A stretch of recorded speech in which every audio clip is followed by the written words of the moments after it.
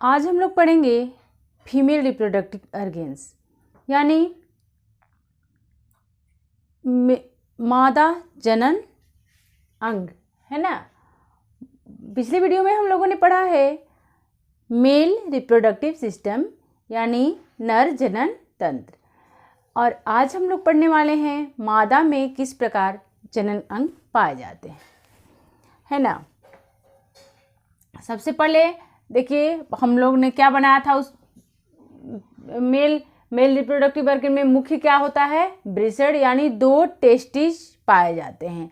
लेकिन फीमेल के reproductive organs में क्या होते हैं, 2 ओवरी यानी 2 अंडाशय पाए जाते हैं। मैंने बताया है कि सेक्सुअल रिप्रोडक्शन में का ये मुख्य प्रक्रिया है कि एक मेल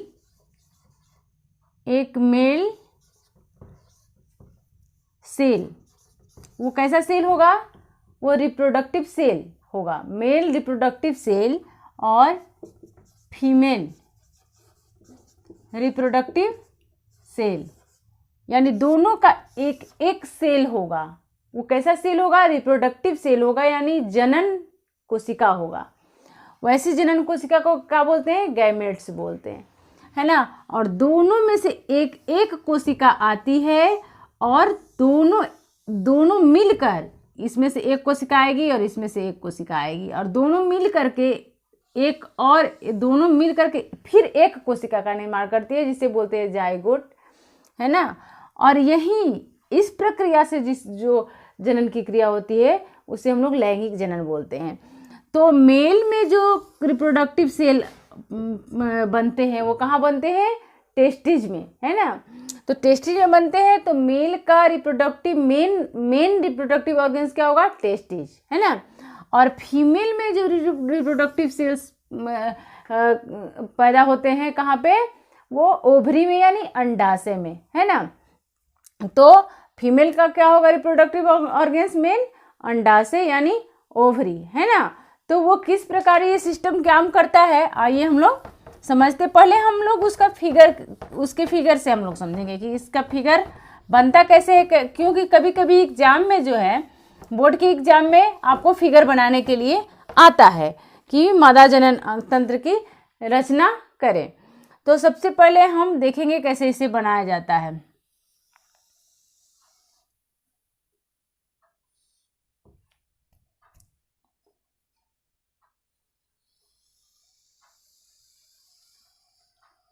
बहुत ही आसान है बनाना, है ना। पहले हम लोग बनाएंगे 2 अंडाशय यानी ओवरी। हम लोगों ने नर जनन अंग में हम लोगों ने ये पढ़ा था कि उसमें यूरिथ्रा यानी कि यूरिन का मार्ग और गैमेट्स यानी शुक्राणु को पास होने का रास्ता एक ही था। लेकिन फीमेल में हम लोग देखेंगे कि मूत्र मार्ग और यानी यूरेथ्रा और अंडाशय यानी अंडा उत्सर्जन का अलग अलग मार्ग है। ये फीमेल जनन तंत्र में 2 अंडाशय पाए जाते हैं, जो कि बच्चियों के फीमेल के जन्म के साथ ही अपरिपक्व अंडों के साथ लड़कियां जो है जन्म लेती है, या कोई भी फीमेल्स जन्म लेती है। उसके जन्म के साथ ही उसमें पूरे जीवन काल में जितने भी अंडे उसके उत्सर्जन करने हैं वो जन्म के समय ही वो लेकर के आती है। लेकिन वो अंडा अपरिपक्व होता है। जैसे ही वो 12 या 13 साल की होती है तो अंडा परिपक्व होने लगता है। जब वो अंडा परिपक्व होने लगता है तब क्या होता है कि यहाँ से एक हार्मोन यहाँ से ये अंडा फेलोपियन ट्यूब, ये फेलोपियन ट्यूब में देखिए, पहले इस चित्र को समझ लीजिए। ये 2 अंडाशय यानी ओवरी पाई जाती है, और ये है गर्भाशय, है ना।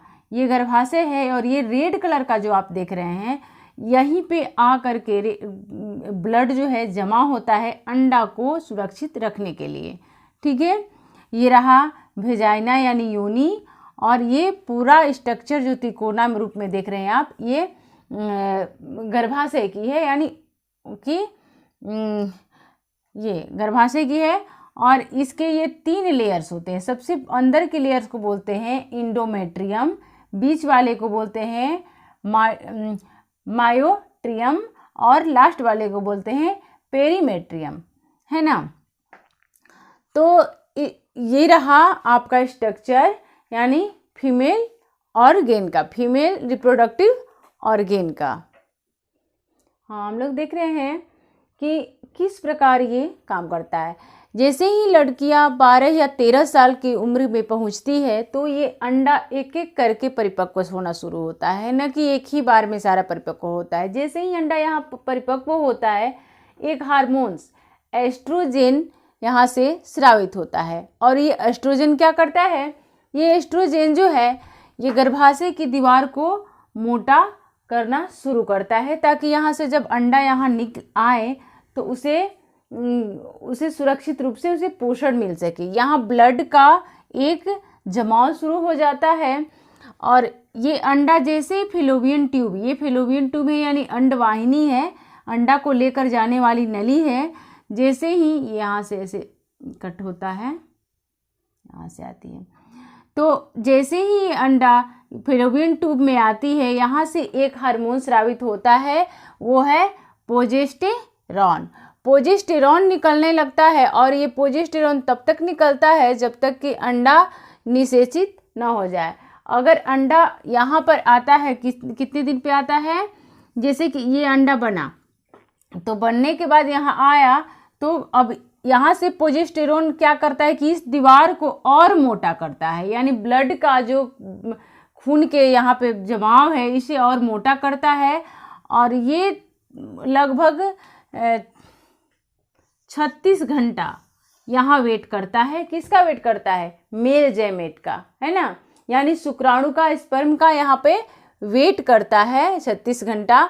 और वेट करने के बाद अगर वो नहीं मिलता है इसे शुक्राणु यानी स्पर्म, तो निषेचन की क्रिया होगी ही नहीं।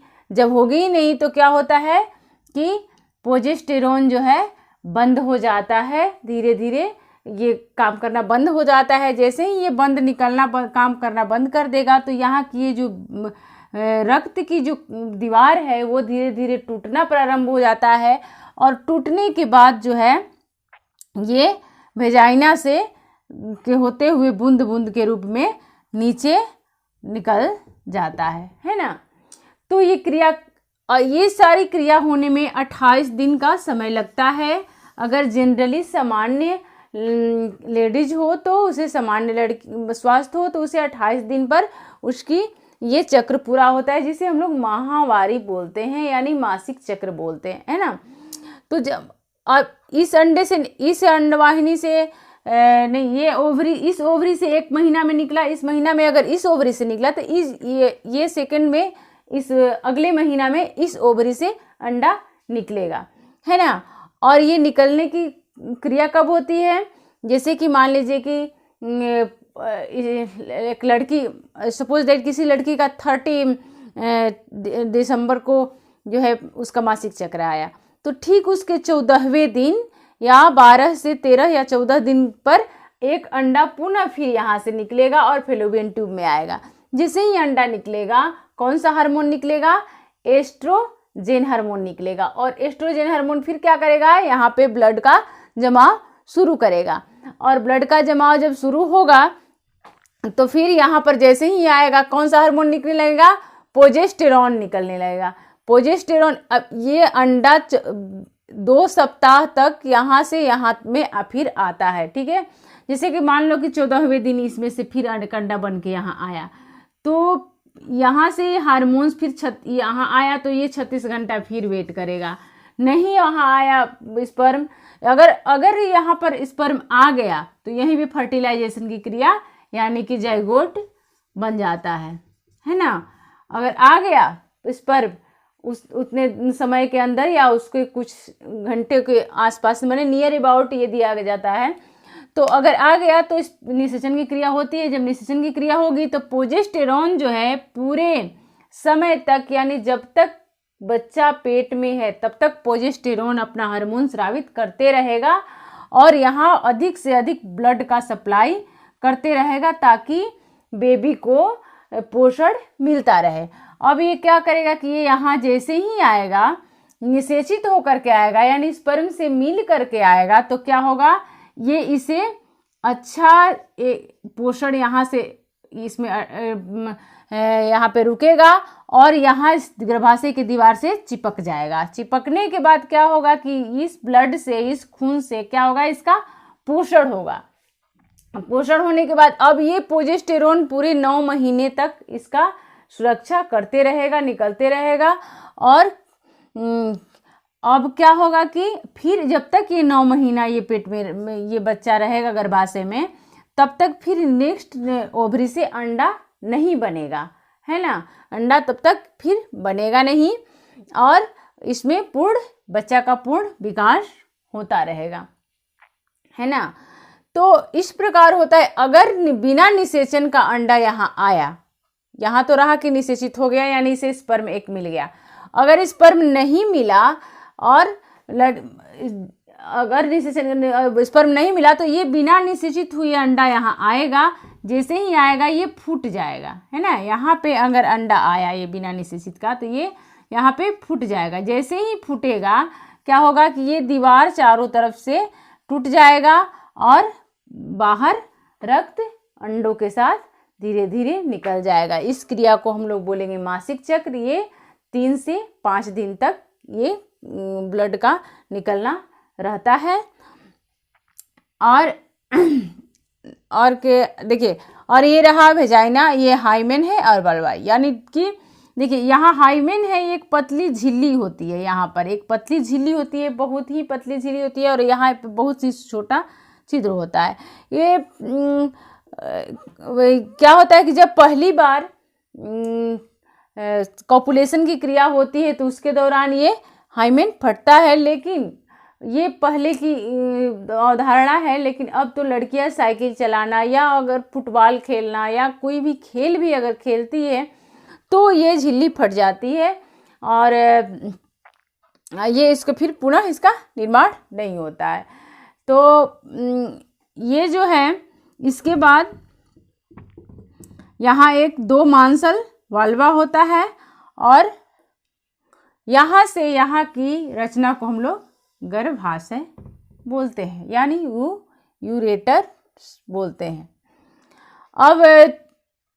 अब समझते हैं हम लोग कि ये कब प्रारंभ होता है। जैसे कि ये देखिए, ये पूरी की पूरी संरचना हम लोग बचपन से जन्म के समय से ही लेकर के आते हैं और ये अपरिपक्व अंडों के साथ ही बच्चियां जन्म लेती हैं या कोई भी फीमेल जन्म लेती है ना।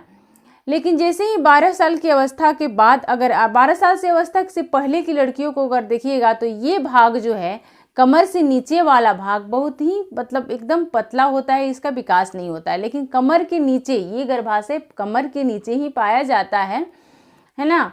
तो जब कमर के नीचे पाया जाता है तो क्या होता है, वहाँ पर जब इसका विकास होता है गर्भाशय का, तो यहाँ का भाग, कमर के नीचे का भाग जो है चौड़ा होना शुरू होता है। अक्सर देखिएगा कि जैसे लड़कियां बड़ी होती है तो उसके कमर तो पतले रहते हैं, लेकिन इसके नीचे के ये जो भाग है ये चौड़ा होना शुरू होता है, चौड़ा होता है, क्योंकि यहाँ पे गर्भाशय का विकास होता है। इससे पहले वो बहुत ही नीचे का भाग जो है पतला होता है। अक्सर देखिएगा कि लड़का और लड़की दोनों में, अगर मान लीजिए 21 साल का लड़का है और 21 साल की लड़की है, तो उस दोनों के वेट भी अगर एक ही है, उसका भार भी अगर एक है, तो क्या होगा, उसका पीछे से देखिएगा तो ये वाला कमर से नीचे का भाग लड़की का चौड़ा होगा और लड़कों का उतना चौड़ा नहीं होगा। और लड़कों का चौड़ा छाती होगा, ये चेस्ट, लेकिन लड़कियों का नीचे का पोर्शन चौड़ा होता है, क्योंकि यहाँ पर उसके गर्भाशय का विकास होता है। अगर हम 13 साल की उम्र में अगर मासिक चक्र आ जाए तो क्या हम रिप्रोडक्शन के लिए तैयार हैं कि नहीं। देखिए 13 साल की उम्र में अगर अंडे बनते हैं तो अंडा तो बनना शुरू हो गया, लेकिन ये गर्भाशय का पूर्ण रूप से अभी निर्माण ही नहीं हो पाता है ना।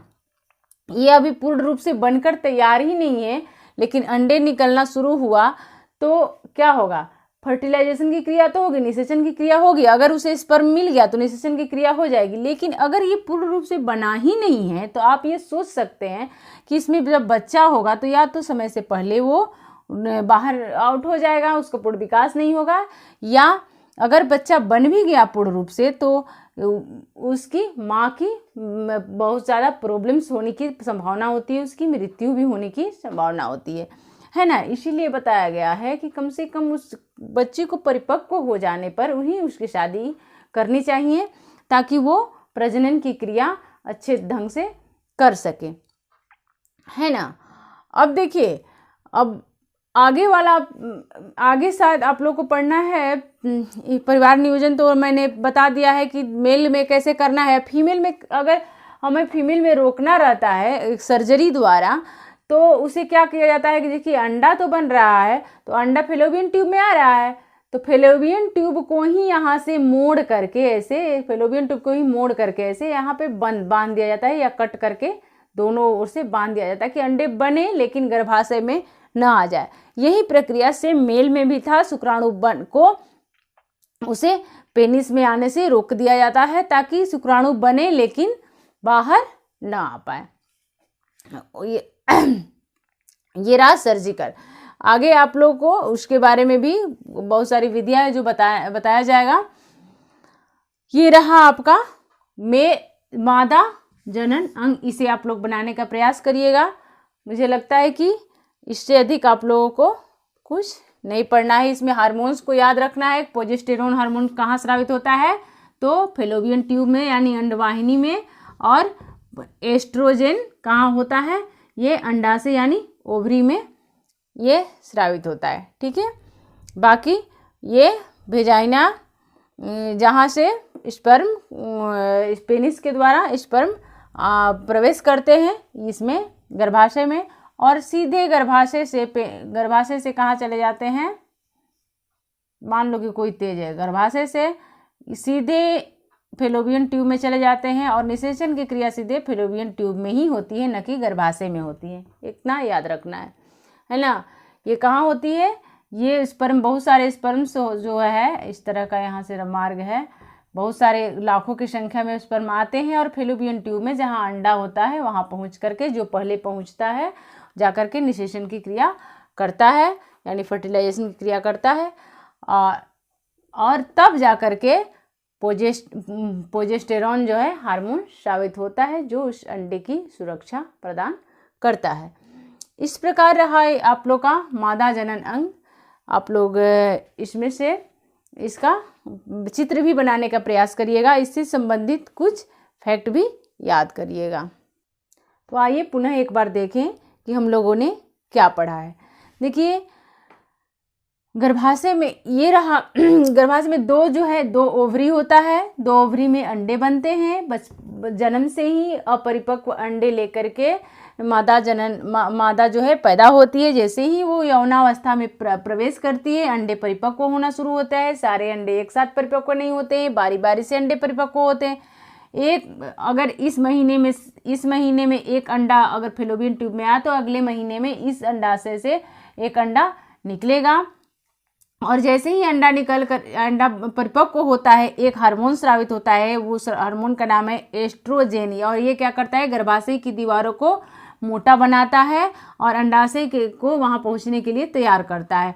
और फिर अंडा फेलोपियन ट्यूब में जाता है। जैसे फेलोपियन ट्यूब में जाता है, फेलोपियन ट्यूब से एक प्रोजेस्टेरोन हार्मोन स्रावित होता है, जो अंडाशय की दीवार, ये गर्भाशय की दीवारों को यानी यूटेरस के दीवारों को और ही मोटा करता है और इसके लिए तैयार करता है। और ये 36 घंटा यहाँ वेट करता है स्पर्म का। अगर ये स्पर्म यहाँ नहीं मिलता है तो क्या करता है, ये फिर गर्भाशय में जाता है और यहाँ फूट जाता है। जैसे ही फूटता है, यहाँ की दीवार जो है या प्रोजेस्टेरोन बंद हो जाता है निकलना, और सारे दीवार किनारे ये छूट जाता है। ये यहाँ से यहाँ की क्रिया होने में 2 सप्ताह की समय लगती है।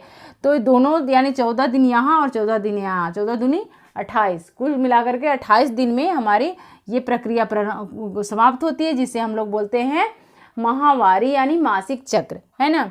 जैसे ही ये 2 से 3 से 5 दिन तक रहता है माहवारी चक्र, और फिर नेक्स्ट 28 दिन के बाद फिर एक अंडा यहाँ से परिपक्व होगा और यहाँ आएगा। फिर अगर इसे इस पर मिल गया तो क्या होगा, यहाँ फर्टिलाइजेशन की क्रिया होगी, और इसके बाद यहाँ गर्भाशय में आने के बाद क्या होगा कि प्रोजेस्टेरॉन हार्मोन हमेशा निकलता रहेगा। 9 माह तक इसमें अंडे का विकास होगा और इस जाइगोट से एक नया जीव का निर्माण होगा और प्रोजेस्टेरॉन 9 महीने तक इसकी सुरक्षा करेगा और 9 महीने तक फिर अंडा कोई नहीं बनेगा और इसमें ब्लड सप्लाई होता रहेगा। अब आइए हम लोग ये जानते हैं कि हम लोग, ये मिथक है कि लोग कहते हैं कि हम लोग जब पीरियड आता है तो हमें पूजा नहीं करनी चाहिए, पीरियड आता है तो हम अचार छू देंगे तो वो सड़ जाएगा। तो जिस खून से किसी जीव का निर्माण होता है तो क्या वो खून खराब है? खराब खून से किसी जीव का निर्माण हो सकता है? नहीं। इससे एक नया बच्चा जन्म लेगा इस खून से, तो वो खून खराब कैसे हो सकता है? तो ये खून अच्छा होता है, प्योर होता है, जो हमारे ऑक्सीजनेटेड ब्लड होता है, ऑक्सीजन युक्त ब्लड होता है और ये अच्छा ब्लड होता है। बस इस समय जब महामारी आती है तो उस समय क्या होता है, बस हमें साफ सफाई बरतनी चाहिए, हमें गंदे कपड़े का यूज नहीं करना चाहिए, हमें धूप में सुखाए हुए सूती कपड़े का प्रयोग करना चाहिए ताकि इसमें इन्फेक्शन ना हो जाए और हमें साफ सुथरा से रहना चाहिए। इससे इस समय अगर हम कोई अचार चाहे कोई चीज़ को अगर छूते हैं तो कुछ खराब नहीं होता है, हम नॉर्मल रहते हैं। लेकिन इस देखिए, जैसे लड़कियां छोटी होती है तो उस समय तो लड़का और लड़की का भोजन समान है तो कोई बात नहीं है, लेकिन जैसे ही ये महामारी शुरू होता है हमारे शरीर से इतने सारे ब्लड की अधिक मात्रा की ज़रूरत होती है, तो उस समय हमें कुछ घर में और लोगों से कुछ ज़्यादा हमें आयरन की ज़रूरत होती है, कुछ ज़्यादा हमें विटामिन सी की ज़रूरत होती है, फोलिक एसिड की ज़रूरत होती है। इसलिए हमें जैसे ही हमारे घर में लड़कियां 13 साल या 12 साल से ऊपर होती है तो हमें इसकी मात्रा यानी आयरन की मात्रा हमें बढ़ा देनी चाहिए उसके भोजन में। और आयरन की मात्रा हमें कैसे मिलती है? इजीली मिलती है। हम पालक खाना चाहिए, नींबू खाना चाहिए, नींबू में साइट्रिक एसिड है, क्योंकि विटामिन सी के बिना हमारे शरीर में आयरन का अवशोषण नहीं होता है। इसलिए हमें पालक या आयरन से संबंधित चुकंदर, आयरन जिसमें पाया जाए वो हमें ज़रूर भोजन में शामिल करना चाहिए। ठीक है, तो इस प्रकार जो है हमने जाना कि मादा जनन अंग किस प्रकार होता है और किस प्रकार काम करता है। इसे चित्र बनाने का भी आप लोग प्रयास करिएगा और इससे संबंधित अगर आप लोगों को कोई भी डाउट हो तो उसे ज़रूर पूछिएगा कमेंट बॉक्स में। आप लोग अपने बाय नेम अपना प्रश्न दीजिएगा, मैं अगले नेक्स्ट वीडियो में आप लोग का उत्तर दूंगी आप लोगों को। ठीक है, मिलती है अपने नेक्स्ट वीडियो में। Thank you.